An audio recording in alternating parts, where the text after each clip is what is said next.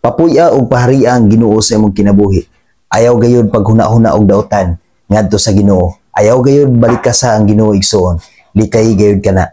Kun dili pahariya ang Ginoo sa imong kinabuhi, aron maghari usab ang imong maayo nga relasyon ngadto sa imong isig ka tawo. Ayaw usab i-reject ang pulong sa Ginoo. Paminawa kini o papuya diha sa imong kinabuhi.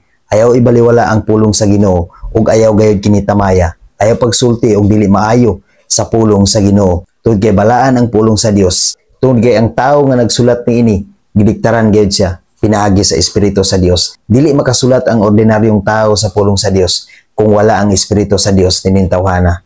Busa igsuon, ampingi ang maayo ug isalikway ang dautan sa imong kinabuhi. Ayaw pahariya ang dautan sa imong kinabuhi. Mga dautang nahuna ug mga dautang binuhatan. Isalikway ka na igsuon kung dili papuya ang Dios sa imong kinabuhi.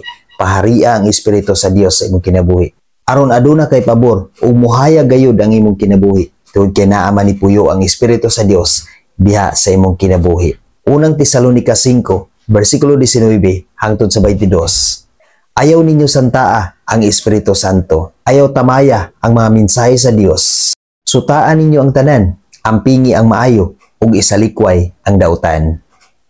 Igsuon ayaw supaka ug ayaw pagsulti ug dili maayo sa Espiritu sa Dios. Ayaw pagsulti og dili maayo ngadto sa Dios, ug ayaw usab tamaya, ayaw pagsulti og dautan batok sa mensahe sa Dios. Kun dili balaana kini sa imong kinabuhi. Isalikway ang tanang hunahuna nimo nga dautan, pahariya ang maayo aron aduna usab kay maayo nga kinabuhi, secure nga kinabuhi ug kasiguruhan sa kinabuhi.